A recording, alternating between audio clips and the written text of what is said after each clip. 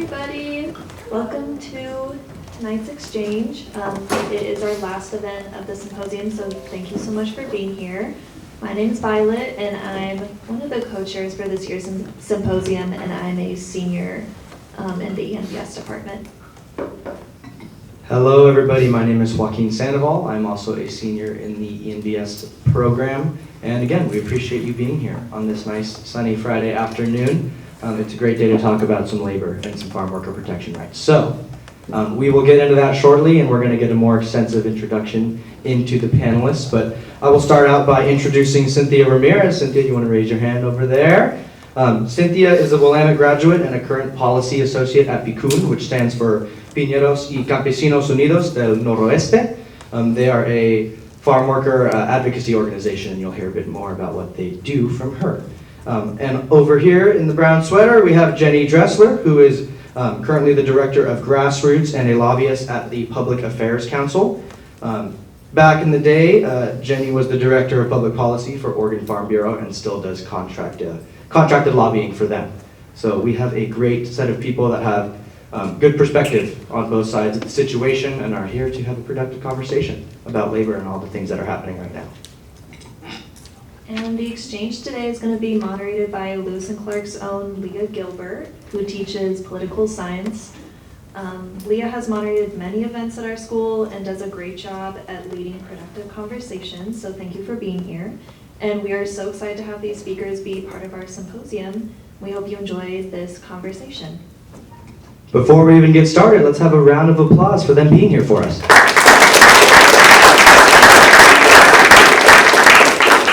All right, enjoy the conversation. We'll pass it to Leah and be ready to ask some questions come the Q&A session. Thanks, y'all. All right, welcome everyone. It's so good to see all of you today. So I'm here to moderate an exchange about farm worker living and working conditions. And I'd like to begin by anchoring our discussion today with a recent bill that was signed into law this summer here in Oregon. So I'm going to provide a very general overview of the bill as it went through different iterations. So in its initial form, the bill would have created an agricultural workforce labor standards board. And this board would consist of agricultural workers, agricultural employers, and legal experts. The board would be tasked with setting minimum compensation and working conditions and require a form of uniform trading. Another aspect of the bill was that it would introduce for-cause termination. So the initial version of this bill inspired quite a bit of testimony as part of the legislative process, both for and against. And those in favor included organizations like PICUN and other farm workers. Some of the common arguments in favor of the law include that wages are too low, there's inconsistent training at workplaces, farm workers want more job security, and farm workers want more of a voice on setting policies for their living and working conditions. Those who were against the bill in its initial formulation included organizations like the Oregon Farm Bureau and farmers. Some of the common arguments in opposition to the law include that Oregon already has high workplace standards and protections for agricultural workers. The bill would introduce costly regulation and legal burdens due to litigation, and that the bill would make farming generally harder and more expensive. So as part of the legislative process, the bill was amended, and ultimately this amended version was passed.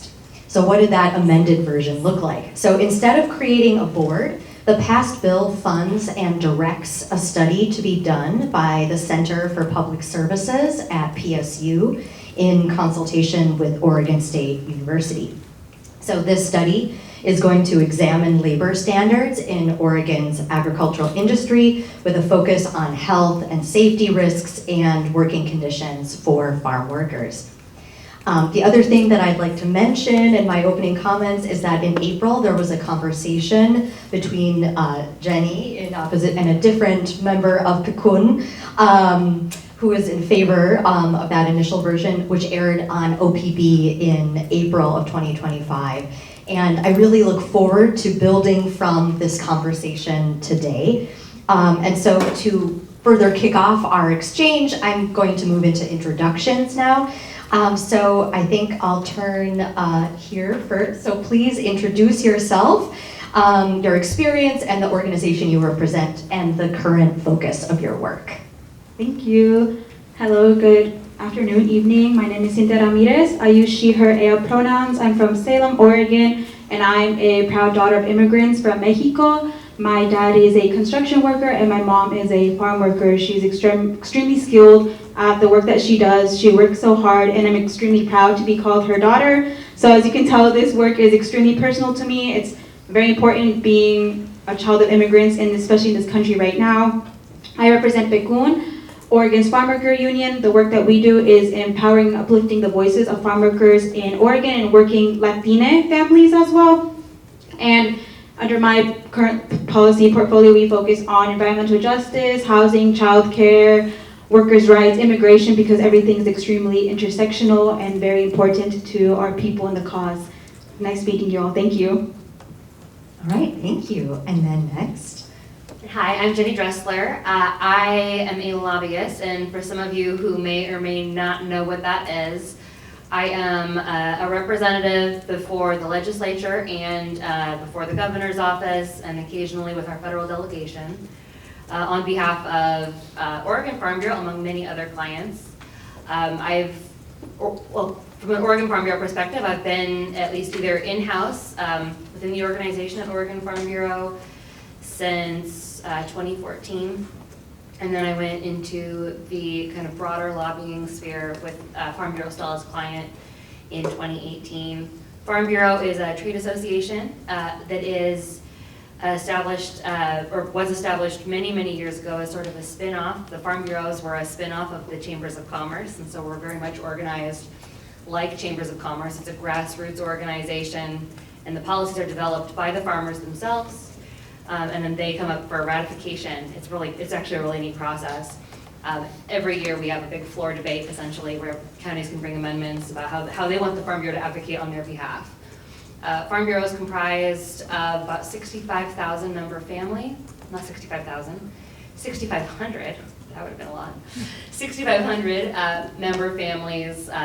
As just for a snapshot of Oregon agriculture, we're about 95 to 96% family owned and operated. So it's a very homegrown, very family-based organization. Our role is to advocate in all the same spaces that Cynthia mentioned. So environmental regulations, labor, housing, livability, and furtherment of the business, because farms are businesses at the end of the day. And so I've had the opportunity to work for the Farm Bureau on labor issues, among other issues, for the last decade, and I've really enjoyed that. So I'm happy to be here and talk about the evolution of this policy. All right, wonderful, thank you. Well, let's move into our first question, and I kind of envision having, I'll pose the question and then I'll let you each respond, and then we'll kind of take it from there. So my first question, and I'll turn first over to you. So from your perspective, what do you think are some of the benefits and the drawbacks of the bill that was recently passed? Like if you're kind of doing a big taking stock moment, some of the benefits and drawbacks of what ultimately was passed.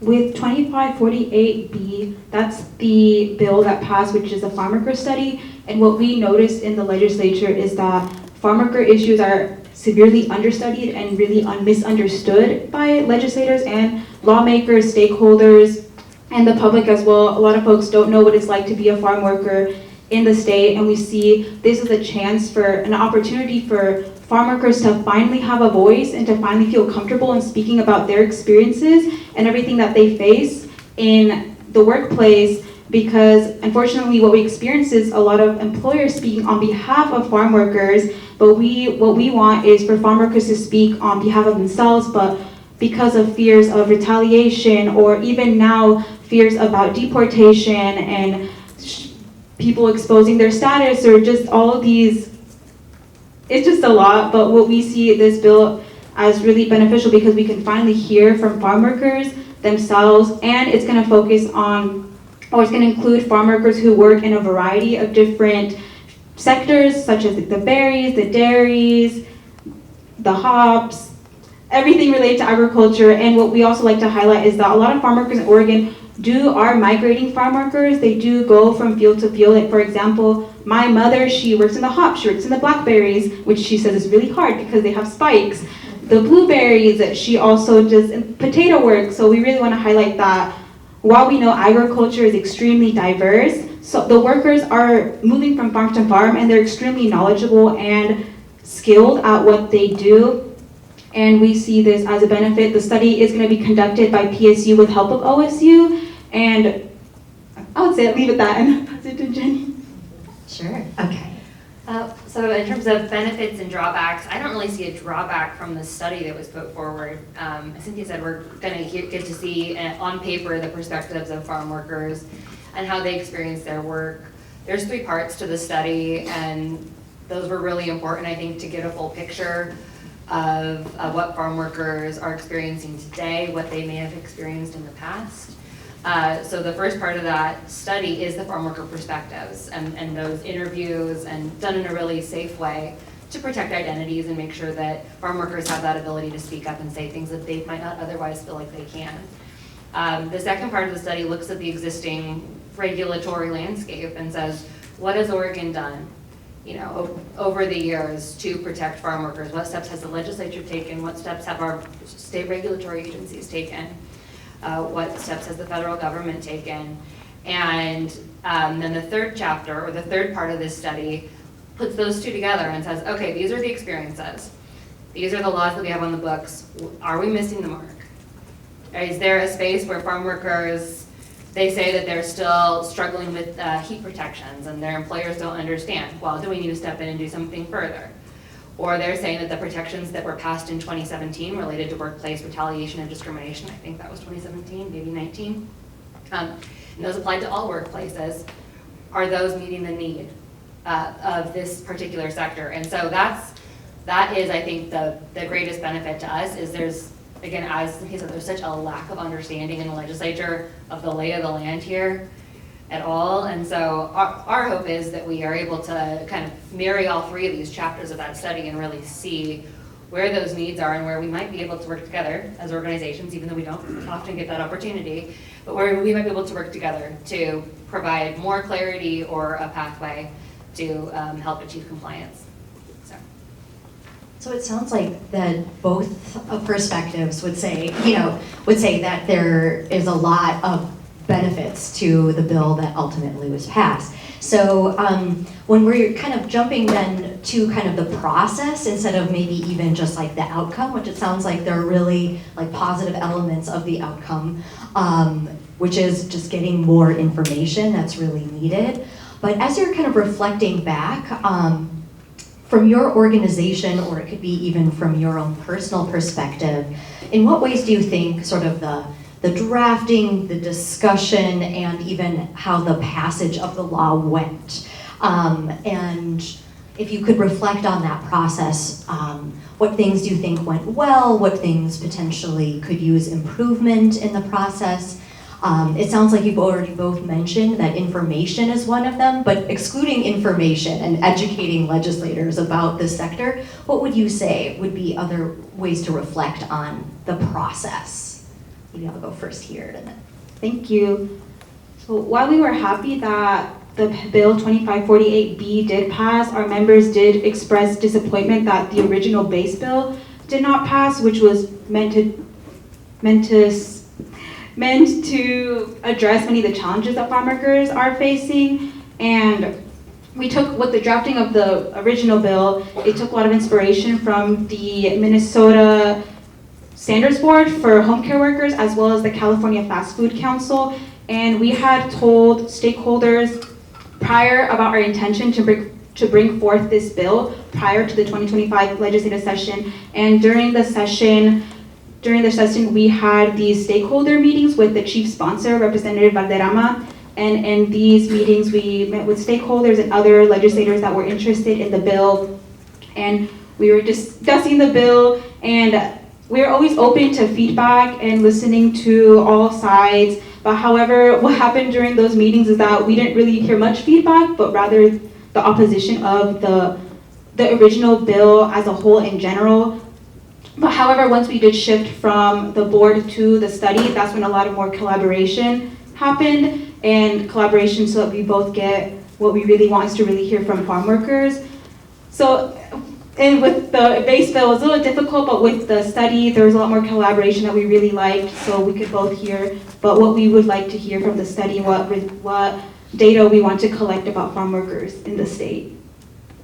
Yeah, next I'll turn to you. So on process, that's where we really struggled. You know, I had a conversation with Kuhn in the May prior to that session where I was told that they may be considering something like a board, but that was the level of detail. And then once we got into session, did not get a chance to see that bill until it was released. So we really didn't have much of a sense of what was actually in the policy. And once it was put on paper, and there were two workforce standards boards that were kind of moving through the legislature. One was related to long-term care, I think very largely modeled off of that Minnesota policy, and then this one related to agriculture.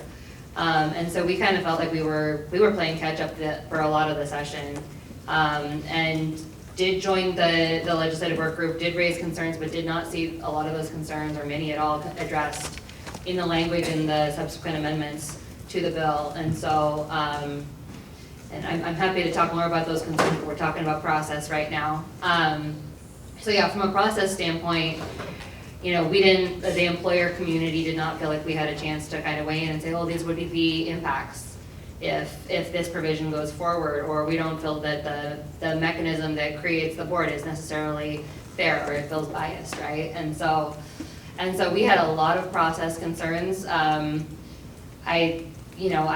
Our organizations are not going to see eye to eye on a lot of labor policies, and that is okay. I don't expect to at all times, but it was one of those. It was such an enormous shift in the way that we regulate agricultural laborers, and just taking out of the hands of the legislature and the agencies and putting it in the hands of this unelected board. That it was something that we were really struggling to even grapple with. What would that look like? And what would the impacts potentially be? And so it was, from a process standpoint, I feel like we probably would have benefited from a lot more work on the front end before session to better understand the policy and the interest there. Okay, thank you.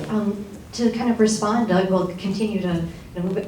What would you say about kind of the process and sort of how your organization engages with the bill drafting process? Could you tell us a little bit more about like this bill? You mentioned at the beginning of your comments in this that you had kind of work sessions with different stakeholders. Could you tell us more about what that looked like to start the bill?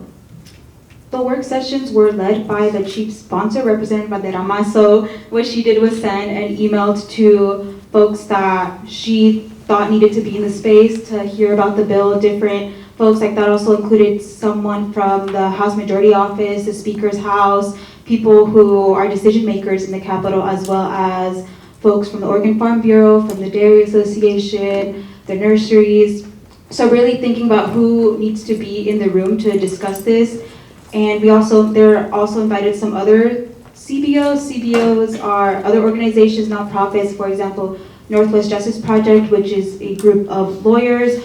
Oregon Law Center was also involved in the conversations, Oregon Center of Public Policy. So a lot of different groups coming together to be in these stakeholder meetings from what I remember, because that was all the way back in February. Okay, thank you. So it sounds like you were fairly would you say that you were very satisfied with the process? It sounds like from your perspective in your organization, you weren't thrilled with the process. I'm curious, what would you say as an overall grade of the process? With the process of drafting the bill, it was a lot of other folks, not me, working with ELPRO, which is ELPRO's the entity, I don't know what to call them, that drafts these bills, and we bring forth ideas, and they are the ones who write it into paper.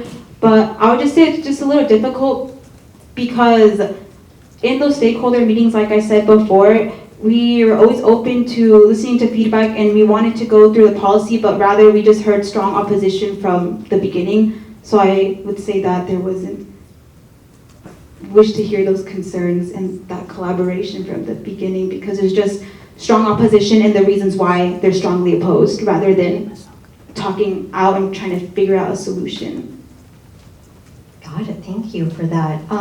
So building from that, what do you think could be some ways that that process could be improved? If we're kind of thinking bigger, since it sounds like one thing you might have mentioned is just having meetings where there's more of an exchange in the meetings when coming up with ideas. Would you have any other kinds of suggestions of like how process could be potentially improved? I would say what Jenny said, just letting them know since the beginning and giving that knowledge beforehand, but also as like we were also thinking about what is a standards boarding seeing inspirations, also sharing that information beforehand so they know about the concept as well, and they can think about it as well, maybe think of ideas as well that they would see be very beneficial, and then working from there, we both have the concept in mind and sharing ideas, and then moving forward together in collaboration.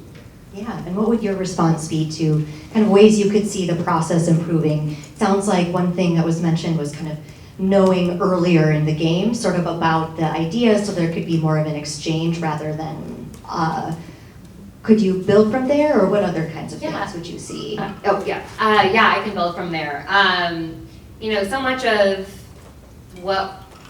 so much of how we operate in the lobby is through relationships. And so, this is not a knock on anybody, because I have a very nice friendship with Raina, who's the executive director of the phone.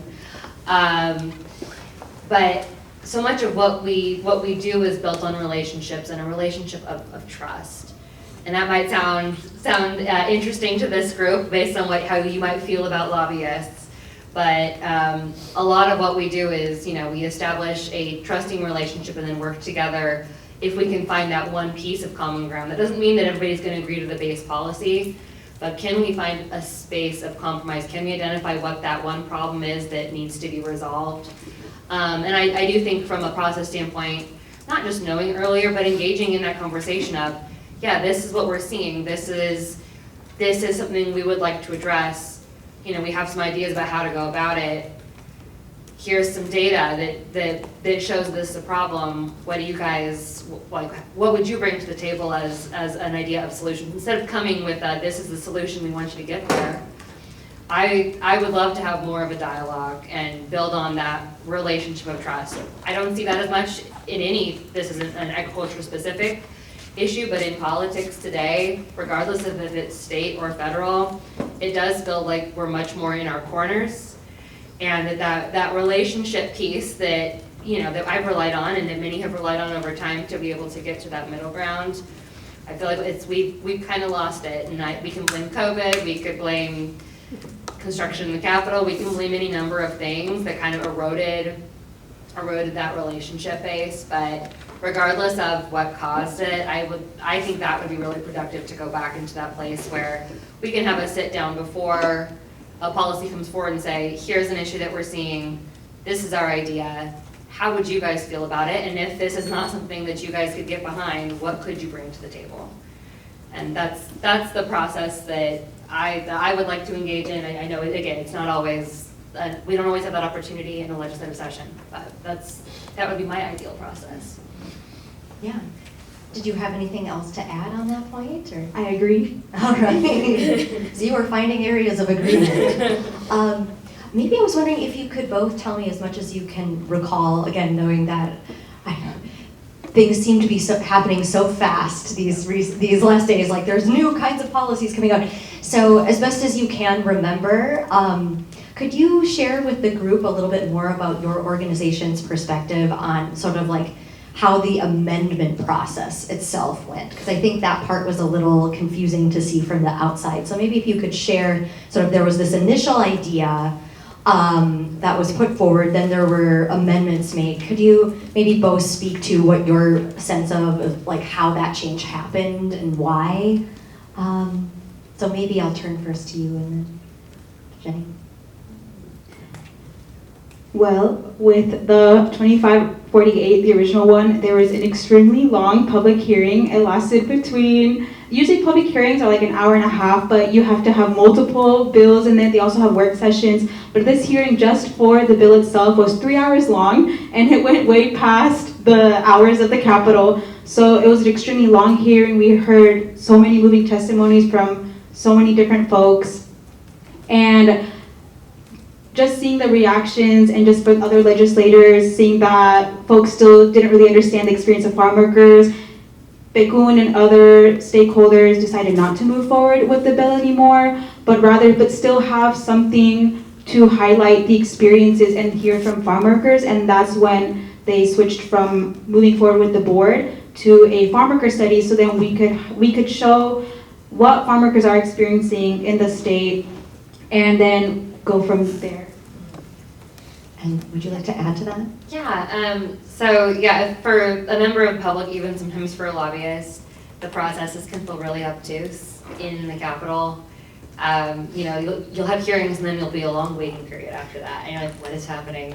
And what is happening is that representatives of different organizations are going and talking to policymakers and making their respective cases, right? And these lawmakers are having to take that time, whether it's weeks or months, to kind of process that, come together and to decide how to move forward. Now the stakeholders are doing that as well, right? Especially when you bring forward a bill like Pakun did, you have a more of an opportunity to say, you know what, I'm hearing these conversations and I think that this is the direction that we're gonna move in the short term to preserve a conversation in the long term. And so I think what you saw was, conversations, was the result of conversations that had built up throughout the session, had built up through that hearing in March, and then I know we did that Think Out Loud in April, May. Randomly have it here, it was in April. It was in April. And then what ended up culminating in the really robust study that emerged as part of the amended version of the bill. And so, yeah, I can't feel obtuse, but that's the role of representatives in the Capitol, right? To follow those conversations, to answer questions, to go in and say, these are the 3 concerns or 5 concerns. We want these things amended or not. This was just one of the bills that went through that very, very lengthy process that for members of the public, I would imagine, feels very, very far removed from what you see on a day-to-day basis. But that's, I don't even know if that was an answer to the question, but that's my process answer. Well, actually, I can I'm curious to ask about it sounds like a commonality that both of you have raised is how it can be difficult to explain to lawmakers about this particular industry. I was wondering if you could kind of reflect on, is that a result of there just being so many issues that legislators are considering? Is it the newness of many legislators to the could you reflect on maybe what some reasons could be for that, or how you understand that, and how you might be able to, or if we can kind of brainstorm ideas of what could be done other than a study, to kind of further promote better understanding of this issue. So maybe I'll turn to you first this time. Okay. So what could be done to further the understanding of agricultural issues? Yeah, I think a lot of it, this year alone, there were like 1,000 more bills introduced than there have historically been in any other session. So when you think of volume, and like we're looking at like 4,000 plus bills that are under consideration in any given session, and we're asking individuals who are not experts, who probably have no experience or very limited experience in agriculture or in the food sector, to weigh in on something that they absolutely have no background in. That's a huge problem, and something that I know we all work hard to address. Farm Bureau does tours, There are opportunities in different counties to learn about different agricultural operations. I know Papun does different forums as well, so we all do try to reach back out, but agriculture, at least from the farmer side, represents less than 1% of the population of Oregon. There are 72,000 farm workers in the last census, which was 2022. I expect both numbers to continue to decline in Oregon based on any number of factors. And so as our population gets smaller and smaller and smaller, so does the awareness of what we do, and whether it's from the worker standpoint or the farmer standpoint. And I also think that we sort of get stuck in this loop of national talking points, right? Where there's a big issue that comes out, and it's like, oh, that must be every farm, or there's a big issue that pops, it's like, oh, whether it's immigration related or not, now that's the only focus that we put on this sector. And it's not really fair, because the sector is very, very large, and there are so many different issues to educate folks on. So whether it's chemicals or chemicals used in agriculture, or water usage, or labor practices, we have to be experts in all those things, and we're speaking to folks who've maybe been exposed for 30 seconds to that. Yes, and I'll turn next to you and see what you would respond, or if you want to add to that picture. There was a lot of new legislators as well in the legislature, and a lot of them do not have background, as Jenny said, in agriculture, so they do not understand or fully grasp the issue, what's happening between farmers and farm workers, as well as these meetings are only 15 minutes long. You only have 15 minutes to speak with legislators, and whether that is stakeholders themselves, lobbyists speaking with legislators, or community members, they only have 15 minutes. And well, from FECUM, we represent farm workers and working Latinx families. A lot of these folks are too scared to come to the Capitol and to talk about their experiences, because, that is a state building. They are worried about folks asking for identification or other fears that are extremely valid. So that also makes it difficult to get folks out to speak, because both sides, people are afraid of what's going to happen if they do speak up. And well, then if no one speaks up, legislators think that nothing is wrong, because they believe that, oh, unless I have 100 people sending me an email that the gas is smelly, I'm not gonna believe that. They really want to hear from people's stories, community member stories, but unfortunately only 15 minutes, and it's in Salem. Agriculture is heavy in Marion County area, but also like Hermiston, the Gorge, Southern Oregon. Are they really gonna come up just for a 15-minute meeting? And legislators are so busy, as Jenny was saying, they think about other issues, like national issues, rather than also thinking about state issues as well. Yeah, that seemed. So building from that, what would you say would be some of the biggest, maybe turning it more to kind of a general conversation of like misconceptions that we might have about this conversation in terms of farm workers and their living and working conditions in Oregon, as part of this kind of educational moment? Would you say, like, what could be a couple of things that you think would be helpful for this broader audience to know about the latest in Oregon? Now I'm switching the Okay, Uh-huh. I'll kick it off. So this is actually an issue that we ran into with the legislature, is I can't tell you how many meetings I had where they were like, well, there's no protections for farm workers.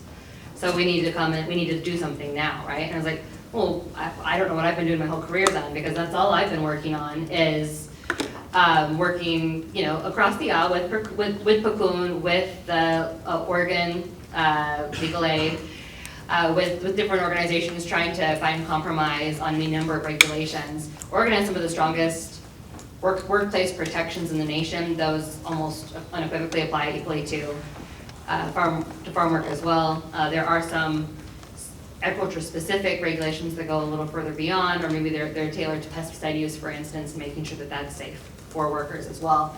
And so we actually just started with that, okay, we're starting over from scratch this year, and for this group too, how do you get up to speed on it? We went and looked through the Oregon Law Center's Farm Worker Protection Guide. We looked into Washington State, made sure we were covering everything. that had passed in the last decade or so, just to kind of put on paper what the lay of the land was. Now that's changed. Since I was reading that before I got here, it's on the Oregon Legislative Information System, which is where testimony is posted. It was 5 pages worth of kind of the different protections, rest breaks, heat rules, et cetera. Now that doesn't tell you compliance, and that's what our study is going to look at, right? Is where are those gaps? Where are we not reaching workers based on everything that we've done? But I just sort of started over and said, okay, nobody's going to take my word for it, so let me go through all of the Bureau of Labor and Industries regulations and all these other regulations that I've either worked on or sat across the table from Pukun and others on, and put it on paper so that they can actually see what they've done. And I think even this session we passed 3 different new protections. One around farm worker housing, one around retaliation, discrimination, and when you file those notices to sue. And I'm spacing on the 3rd right now, but all of that said, we got to start with a baseline, the baseline that this is the regulatory landscape, because if we don't do it, nobody's going to do it. So, yeah. And what would you say are some things that we would all need to know to better understand farm worker working standards and safety in Oregon? Is the 3rd one the expression of milk? Yes, we expanded, or we made sure it was comprehensive. Yes. So that was the 3rd one for farm worker women to have the right to express milk, which is to breastfeed when they're on the field. But I would like to talk about just the average life of a farm worker. A farm worker has one of the lowest age life expectancies, and they average in Oregon, they average around 34,500 annually, and a lot of farm workers are from Mexico, are immigrants from Mexico, Central America, Guatemala. A lot of them speak Spanish or an indigenous language. That's extremely important to talk about. There is farm workers, like I said, my own mother, she has a lot of experience in doing it, so there's like a misconception that, a farmer stays on one farm. But farm workers, they're seasonal. They migrate around the state. They also go to Idaho. They go to Northern California, or folks from California come up. And well, with the strong heat and smoke protection rules, those are incredibly important. But unfortunately, the year that they did pass, or the year that they passed, the year before, an immigrant farm worker from Guatemala did pass away in St. Paul. So we really want to highlight that these heat and smoke rules are incredibly important. And as Jenny said, there is a problem with enforcement. Like, while there are these laws in the books, our farm workers are still facing discrimination. A lot of women face sexual harassment, discrimination in the field, and even between like our indigenous communities, they also face discrimination. And I lost my train of thought. Thank you. No worries. Well, kind of expanding on that, it sounds like then both of you agree that it's necessary for there to be more information about both all the protections that have passed, and there have been a number of successes in terms of getting things on the books. But the question is, how these laws, are they being enforced in practice, and where could there be gaps between the laws and actual practice kind of going forward? So it sounds like this study is going to be a major way to look for more, basically how to improve the living and working conditions of farm workers in the state. So, so this is very exciting to see something to look forward, like a positive outlook. And so if we build from that, outside of the study, what could be other ways that you could see things changing in your organization's perspective beneficially in the future? Sort of like, what do you hope could happen after this study is completed? So here I'll turn, I know, that's a hard final question before we turn to questions from the audience. Yeah, I guess from our organization's perspective, I really hope that this study provides, kind of grounds the conversation, because so few people understand the work or even what agriculture looks like, and we grow over 220 different commodities here in Oregon, so there's like 220 plus different models of employment and what those jobs look like. So until we have a basic understanding, I don't know that we can have a conversation where the emotions are a little toned down. I would love to have a conversation in the legislative process or through the executive branch process, the regulatory agencies, that is able to really reflect on the current state of things. And so sometimes I feel like the conversations that we have are more responsive, and this is not indicating Fakun's advocacy, but a lot of the conversations that we have, it doesn't matter in any forum, are sort of responding to rhetoric and talking points, and it's really hard to boil down to this. So what is the lay of the land? And that's what I really hope to get out of this study, is that kind of baseline understanding of, okay, so what is actually happening? Where do we need to have further conversation? Sort of ground that out and remove that rhetoric and that emotion from the debate. Thank you. And then? I agree with, thank you, finally hearing from farm workers, and also, this study is also going to be legitimate information, because there are people, like, they can come, you can share your story, but they can say, oh, but it's only happening to one person, it's only happening in like a small area of Southern Oregon, but the study is going to be statewide. So result from the study is to finally hear from, really broadly, from different farm workers from different areas and different sectors, and as Jenny's saying, what are the gaps that are missing, what are protections, what more protections do we need? Is there need to be more focus on the enforcement? And well, that's what we really want from studies, just to finally hear from farm workers on paper, and when the study's out, farm workers themselves, and just farm worker children as well can be like, oh, these statistics, like, they can relate to myself or my family members, to finally have something that represents you on paper and something legitimate. Unfortunately, some people in the legislature, they want that study, they want that professional study. So really hoping it's gonna. Wonderful, thank you both so much. All right, well, let's give them a round of applause before we go to.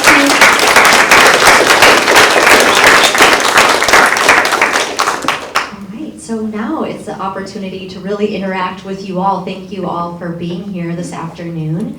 And yeah, so I guess you can ask your questions of our panelists.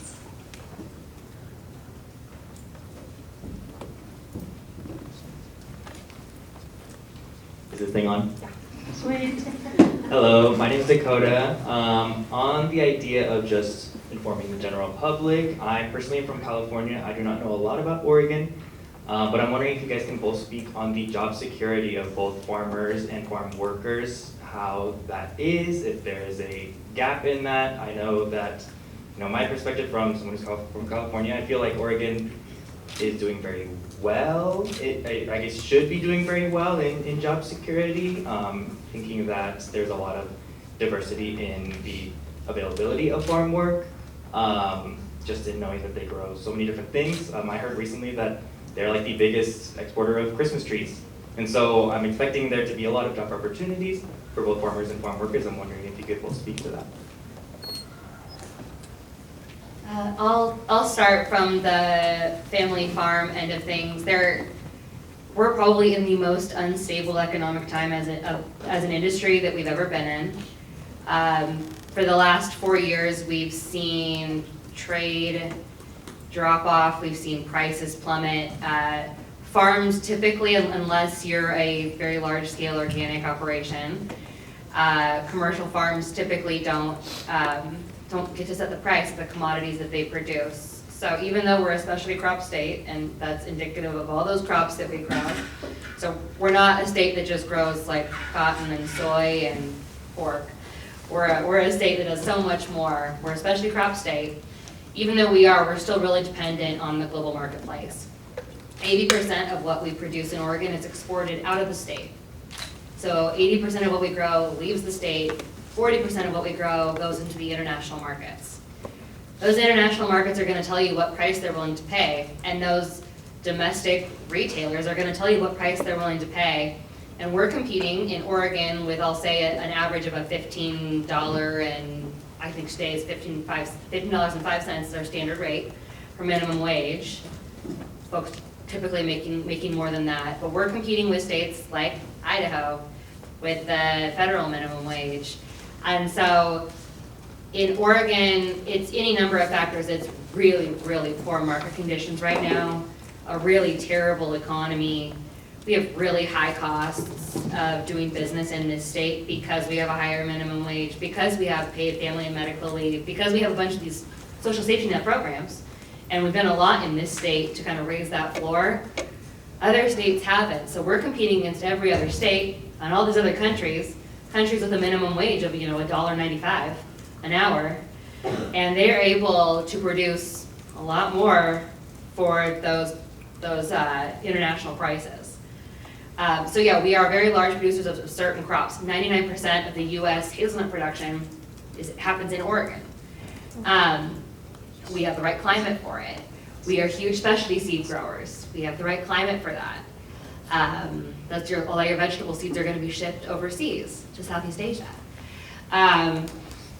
So we have the right markets for that, and despite that, I would say agriculture is suffering, at least from the employer side, to a level that I haven't really seen in my career. I just had a board meeting with a bunch of our members, and one of our board members said, 6 of the farms immediately around me are filing for bankruptcy. In 2024, we saw a 55% increase in family farm bankruptcy rates. It's bleak. We passed in the legislature an agri-stress hotline, which is a hotline to support the mental health of farmers and farm workers as the industry tanks. And there's not anything that we can do. We cannot come in and set those prices. We can't take back control and say, okay, this is what I'm going to do. The response that you're seeing right now from the farms is, okay, labor costs are so high, that's the one thing I can control. This state has some of the highest labor costs in the country. That's the one thing I can control. So what am I going to do? If I can, I'm going to shift away from labor-intensive agriculture. That doesn't mean that all of your farm labor jobs are going to leave. It certainly does not. All of the jobs on the farm are not all going to leave. They're going to change. They're going to look different, and you're going to start seeing a lot of mechanization and automation as a way to try to survive. We had one of our larger blueberry members went bankrupt at the end of this last year. It is really hard for some of these specialty crops right now. The markets just aren't there, and the costs of doing business in Oregon are so incredibly high. And so that's the pressure point that we face. Will you still have farms? Likely, because we have a land use zoning program that is going to maintain that farmland. Will you see these farms probably transition into seed crops or dry land wheat or something, depending on where they are in the state? Will you see them transition into a less labor-intensive commodity? Absolutely. We've lost the majority of our vegetable production on the east side after agricultural overtime went into effect. We just can't afford it. We're seeing a lot of fresh vegetable production either go automation or leave, and that's just what happens. And again, it's not just our labor costs. Our labor costs are high. It's a convalescence of climate, of market pressures, market price, cost of doing business, etc. But it's a really, really tough time. So I will say the family farm feels like the viability isn't there where it was when I first started. My career with the Oregon Farm Bureau and my career as a lobbyist. But there's not much we can do with this. I mean, the pressure points are there, and there's really no rolling back of what we've done. So, but again, I think you will still have farm jobs. They may just be more in that skilled work, that like extra skilled work, like your heavy equipment operation, some more of the automation as it turns to automation. So that's I think where we're going to start seeing the transition, and we've already seen the transition out of some of these crops that are more costly to grow. And then from the farm worker side. From the farm worker perspective, being a farm worker is not an extremely stable job, and that's why a lot of farm workers go farm to farm. And for example, if there were something bad happening at the workplace and a farm worker were to speak up, there is that fear of retaliation, being fired. So if they were fired, sometimes, depending, they could be blacklisted from working at other farms, and they can't go work somewhere else because they have a bad reputation. And that's why a lot of farm workers stay silent when they're facing discrimination or workplace violations. But even like right now with the current political climate, farm workers are not showing up to work, and this is one of the myths. Not all farm workers are undocumented. Even some folks who are documented don't want to go to work because they're scared of what's going to happen. So I would say farm work is not an extremely stable job, and that's why what the original 2548 is something that would address that, or would be the just cause firings. But also in general, what we hear from our members is that they want to have retirement benefits, but they don't have that through farm work. And that's what I would say. All right, our next question from the audience. I'm bringing your microphone over.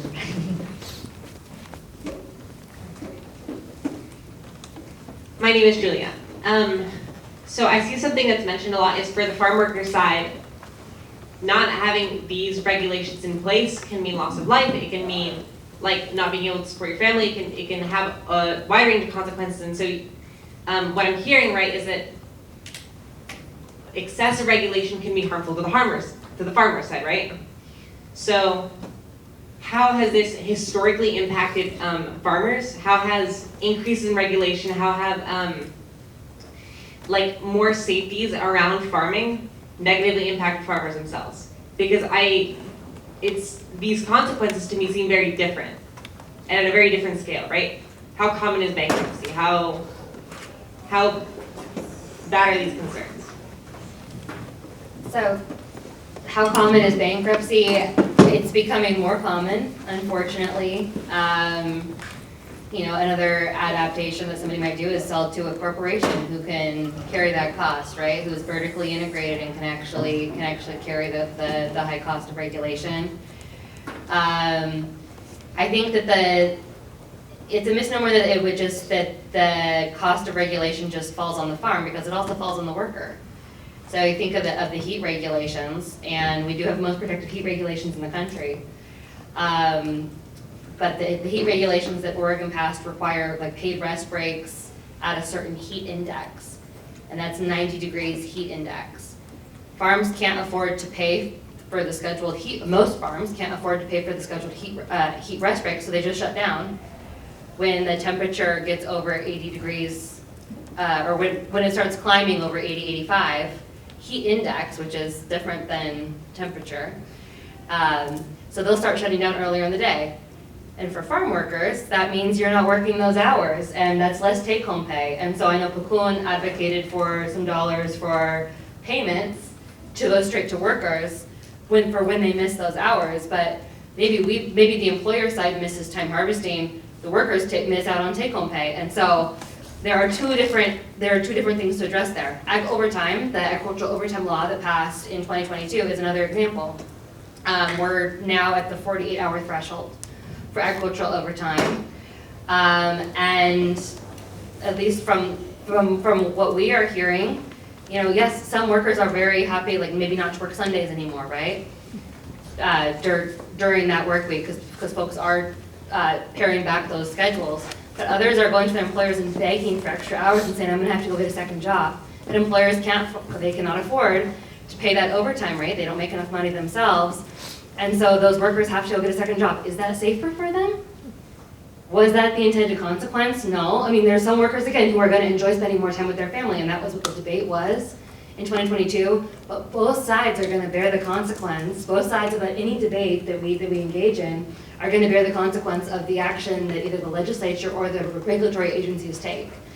And so, yeah, both sides, economic opportunity on one end, we're all driving for economic opportunity. And we pull one lever to protect workers, and maybe we all lose a little bit of economic opportunity and we all make a shift. And then the next regulation comes and we have the same debate. Okay, so we want this. What are the impacts? Do we all recognize this could be the impacts? We disagree, but they're going to do something. That passes and we all take another shift. And in 10 years, the workplace looks different. And that's what we're seeing right now. So we're seeing automation. And that's less opportunity. But workers and farms, they're going to adapt. And they're going to try to figure out what's the next thing they can do to stay in business or to make money for their families. So yeah, I don't think it's as cut and dry as they are different value systems. We all rise and fall together. We are one ecosystem. And we all just have to understand the consequences of what we decide from a policy perspective. Yeah, I'm curious if you had anything to add from your perspective on that. I would just like to highlight that we should all care about the health and safety of our farm workers. Our farm workers should not be breaking their backs, working extremely long hours, and that just highlights, so why are they begging for more hours? Why? That highlights an extremely systematic problem that the wages are too low and that farm workers are working too much.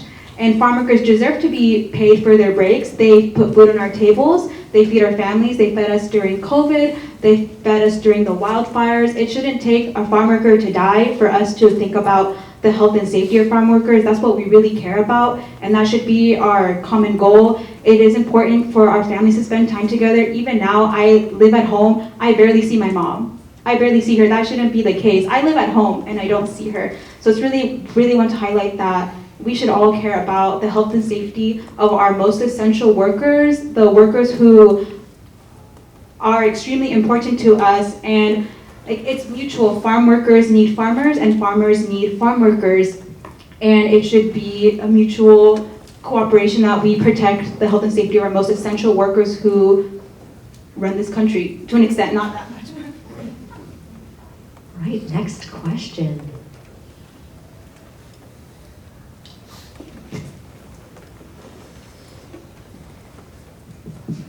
Hi, my name's Anna, and I'm actually from Austin, Texas, so I don't know very much about Oregon politics, so correct me if I'm wrong, very much so.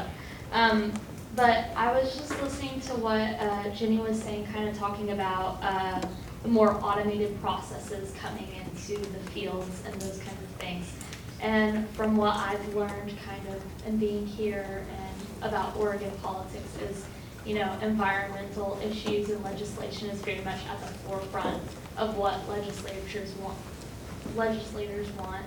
And so I'm kind of surprised to hear that they would want to have more of an industrial process, or just more of a mechanized and not as diverse crop circle process. And so both of y'all's experience with dealing with legislators, I know y'all touched a little bit on not many of them are within the agriculture business, but have y'all, is the way that the people care about environmental issues coming up also within the agricultural business whenever y'all talk about the diversity of the crops and things like that? From a labor perspective, I don't know that that's a top 10 thought from just, maybe that's the wrong way to characterize it, but it's not a top 10 concern from legislators as it relates to our discussions today on labor. Absolutely, as it relates to environmental regulations on farms, that is absolutely something that that legislators do care about. And, just from a general public's standpoint, I know you guys have had many different conversations this week about, about animal agriculture, about the chemistries used in agriculture, et cetera, and the regulation of those.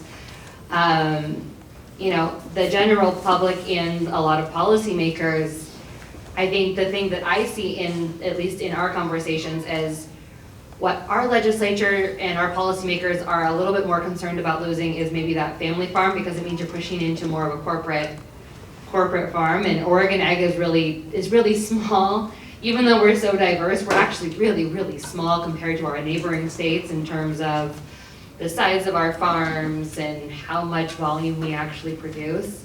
So I would say probably there's more of a concern about a shift. Maybe it's not maybe a top 5 concern, but a shift away from like the smaller farm type of landscape into something where it's more, for lack of a better term, like corporatized. Yeah. Well, for Bekun, we also support issues related to environmental justice, especially pesticides, because farm workers do work with pesticides and that's extremely important to us. We do hear stories from our members that their eyes burn, they feel their skin being itchy because there's not those protections when they are using pesticides, or there's not those trainings that they need to know how to handle that. And I know they tried to pass legislation this year to have pesticide training in Spanish, but unfortunately it did not pass because, as Jenny said, there was like 4,000 bills introduced that some things just flew under the radar. So that's something that's extremely important, to have that pesticide training in Spanish, not like for the people and for the environment as well. We really want to think about protecting both, to have sustainable agriculture for farms and for the farm workers. And it was before I was at Pecun, but Pecun also worked on a bill about chlorpyrifos, which is it's also a dangerous chemical pesticide. Sorry if I'm wrong, but we do work. But I would agree with Jenny that that's like environmental justice, which is Pecun is also involved in that, but that's not related to the bill right now. All right, what other questions do you all have?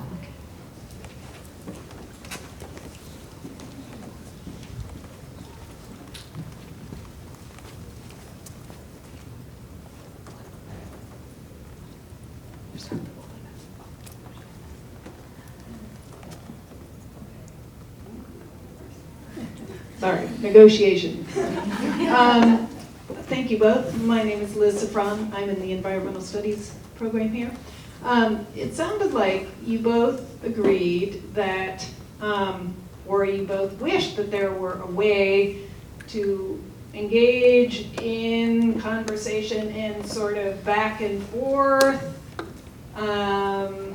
negotiation before something makes it to the legislature in the form of a bill. And I'm wondering if either of you have any ideas about what could be such a forum and what would induce your organization or others to participate in, a setting that's not like immediate, right? Jenny, you were talking about being less reactive. What might a way to be more proactive, a mechanism to be more proactive, what would that look like?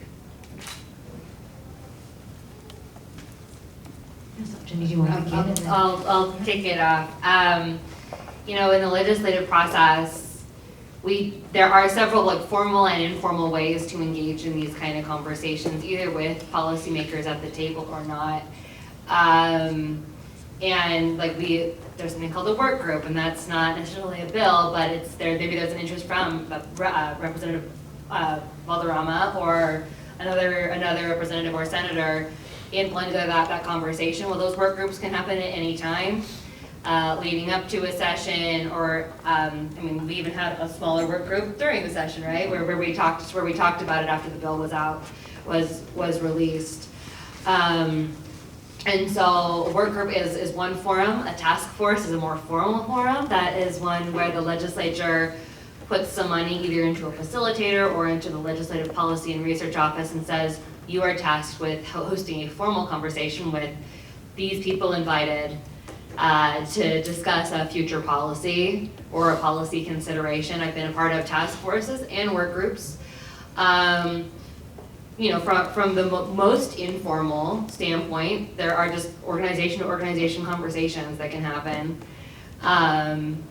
And those aren't always easy on an issue like this. And if you look at the testimony on an issue like this, maybe that would not have been the easiest thing to do, and it may not have led to common ground. But there's multiple ways, formal and informal, I think, to participate and to engage in that process. I have nothing else to add. That makes sense to me.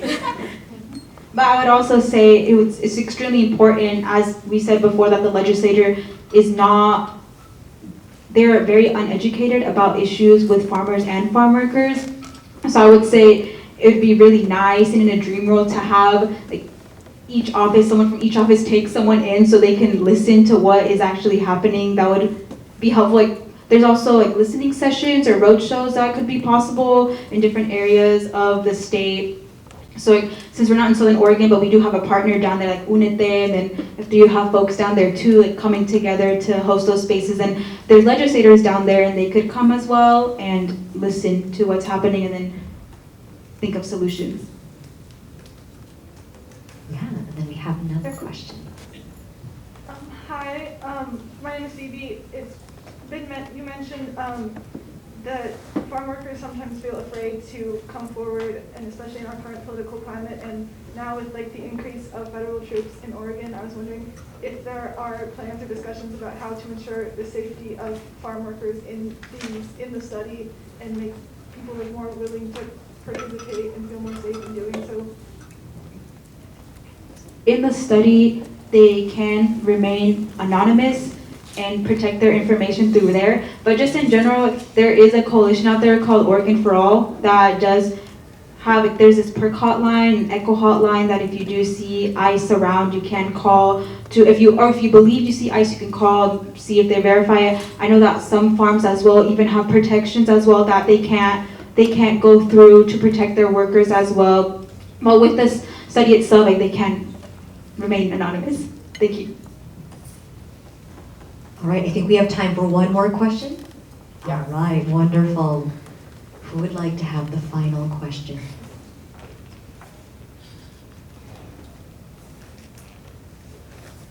Oh, we have one here. All right.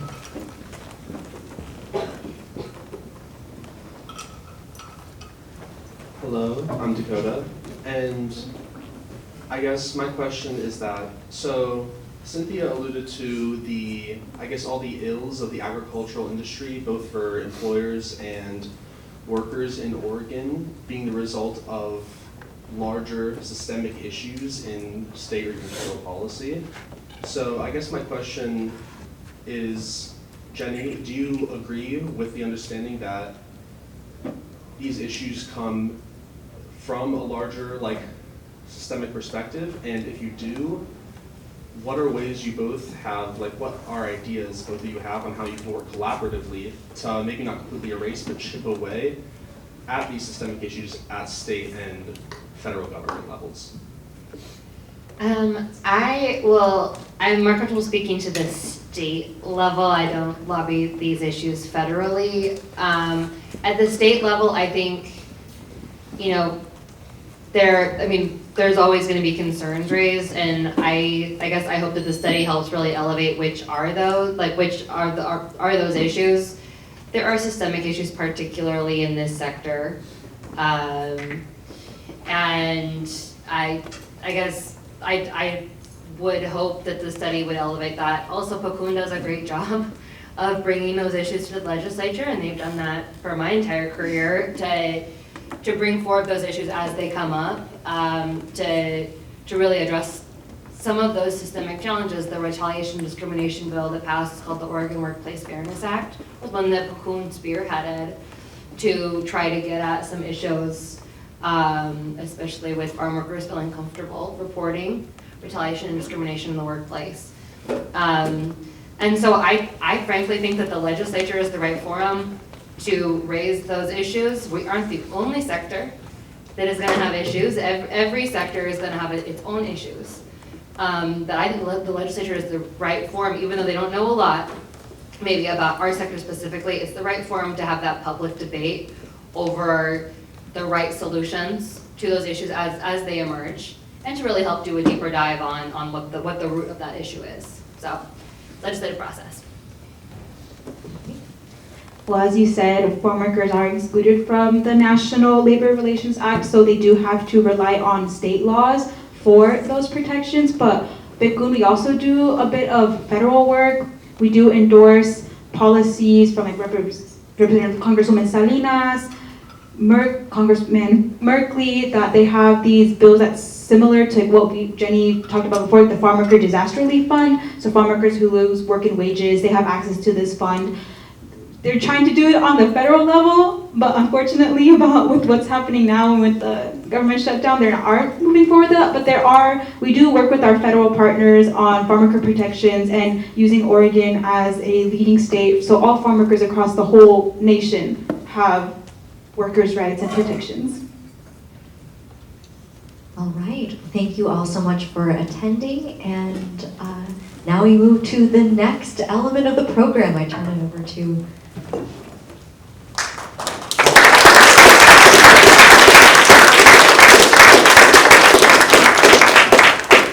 Thank you all so much, Leah for moderating, Cynthia and Jenny, sorry, that was great. Let's give them another round of applause.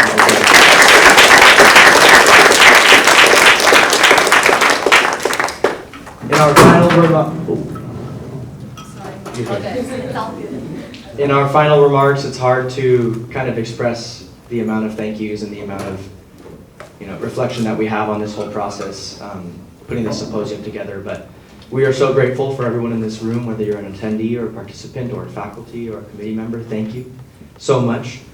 We did something a little different this year, and we shifted away from the established format of bringing researchers in to kind of present their information to you in the hope that you, in a night's event, grasp some new information. And we shifted towards this format of bringing people with different perspectives and backgrounds and values within the same sector to converse.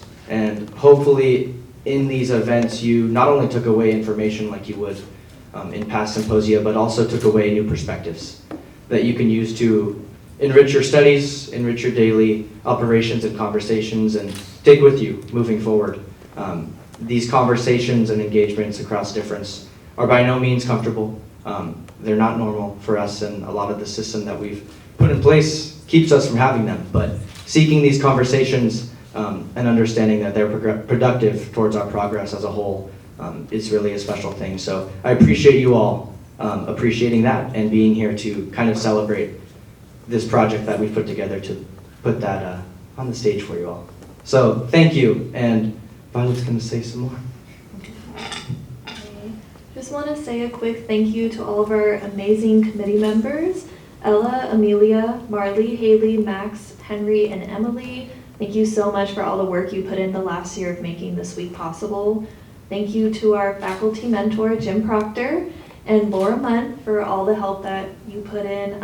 And thank you to Liz Safran, Elena Rader, and Jessica Kleiss for being our faculty facilitators for the events that happened earlier this week. Not just your work this week, but also all the work you put in the past year to making those conversations possible. Thank you so much to you all for coming and participating in all the events that happened this week. I have loved being a part of this symposium where we made the space to engage in these types of conversations and find common ground. So thank you. I'll also give a shout out and a thank you to Kayla Beard, who was a co-chair in the spring of this last academic year. And she couldn't be on campus with us this semester, but she definitely contributed a lot to getting this whole project started. So we appreciate them, and I hope that Violet also feels appreciated. Thank you so much for your help. It was a good project. And let's give a round of applause to all those people that helped us out.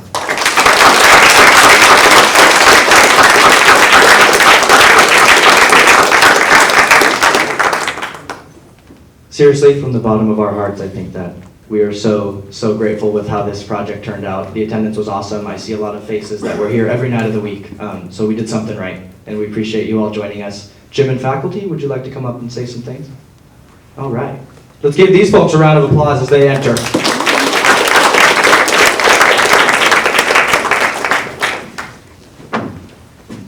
So my apologies to our panelists. This is the last event of the week, and it's been a big deal, and it's been a big year. Thank you so much for your exchange today.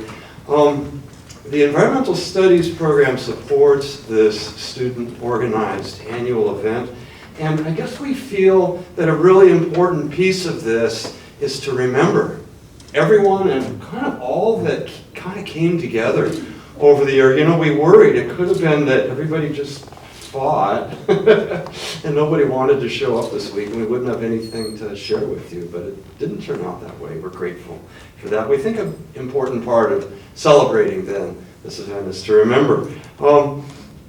We haven't been alone. We've had a number of partners. Just to think through this week alone, Monday, several partners helping us appreciate engagement. Oregon Humanities, just one of them. Tuesday in Forestry. the Hood River Forest Collaborative, Wednesday, Oregon Farm Bureau. Many, TMK and their cheese on Thursday. Did y'all get some last night? And Picon today. The environmental studies programs makes these engagement partnerships not exactly a solidarity, but really to provide opportunities to deepen and broaden our students' learning experience here. It's something special we do. We don't necessarily agree or disagree. We don't make partners like that for that reason, because no, the world is more complicated than that, and they offer more experiences for our students. So we could not have done it without you. Thank you so much. And this goes back, actually, maybe not you two, although we did visit Picon in spring. Starting last fall, we engaged in a set of listening experiences, and that's kind of how this all started, was just to listen to people who love the land, but care for the land in really differing ways, again, along the lines of farming, forestry, and livestock. It's been a long, long process. And what we heard was lots of things, but we did hear controversy. And of course, it was a very tough time last fall. And when we decided to launch this very risky theme, we decided to kind of embrace the challenge, really, of trying to listen and yet speaking as well, and seeing what we could do together across difference. So that's what this whole year has been. Many in addition to our partners, many students, staff, and faculty have participated in the working groups, and we so appreciate them for that. We will call out a few, and I will start by calling out my colleagues, Jessica Kleiss, Liz Safran, and Elena Rader, who, when I and students last spring got over our heads with all this and saying, we need help, when I told them it was going to be easy, nothing, don't worry about it, then we desperately crawled to them and said, could you please help? And they played a central role, in mentoring each of those working groups. Elena and Liz and Jessica, thank you for letting us drag you into our swimming pool and let's say, let's try swimming together. So we appreciate you for that. We have some other really special people we'd like collectively to thank as part of this long, long process. And actually, we will start with the most important, at least for us, person of all, this person in the back. Could you please come up, Laura Munn? And as we call your names, could you remain up here, please? Laura's official title is Queen of ENVX. And Laura, everything that happens behind and in front happens because of Laura. And we heard you're never going to retire, isn't it? That is incorrect. You will, but you will ask us for permission. No, you won't. Laura, we love you and we so appreciate what you give every year to Symposium. Thank you, Laura. Yay. Yeah, please stay up. Kayla Beard was mentioned as a Symposium co-chair in spring, but we would like to invite Violet and Joaquin to return, who since spring have been doing this really hard work of not just planning, but thinking through the kind of sensitive politics and difference and really just how to make these events work and make people feel safe enough to jump in and participate. So Joaquin and Violet, your leadership was superb, and we so appreciate you as well.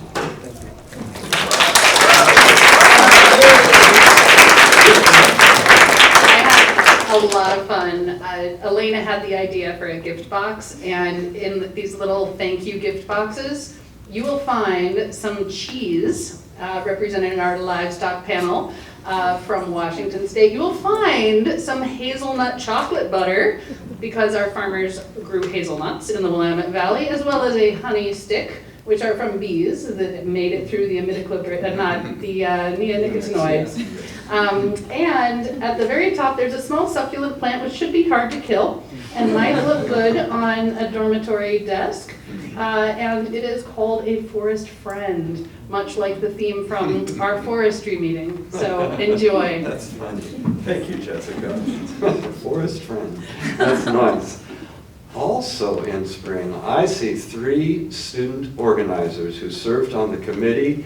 Since then, all the way through spring and fall, please Could you three come up, please? Emily, Amelia, Ella, and Marley. Thank you for such hard work and commitment to us during this. And I think you get a forest friend. You do. Everybody needs a forest friend. Okay, Amelia, Ella, Marley, thank you.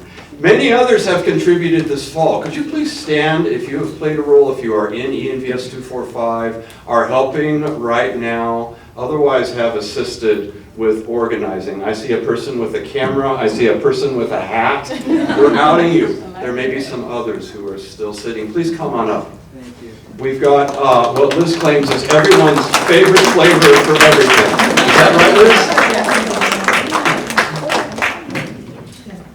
Oh, yes, please. Not within chocolate reach yet. Okay.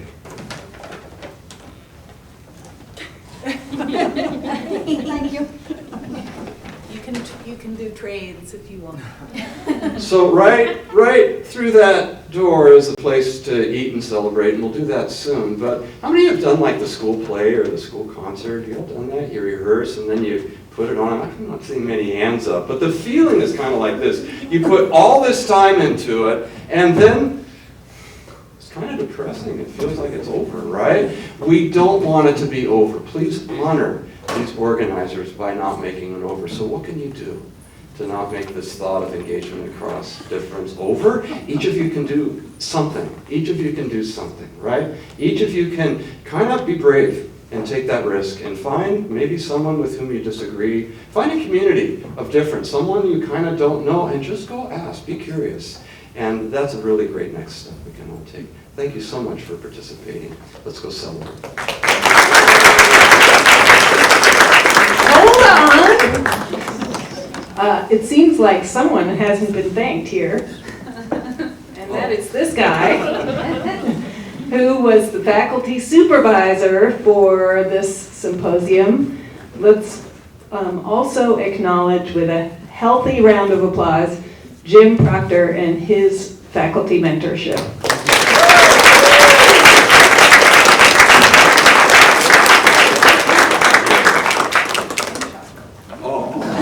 Chocolate, yeah. That's it, we promise. Let's go celebrate. Thanks, everybody.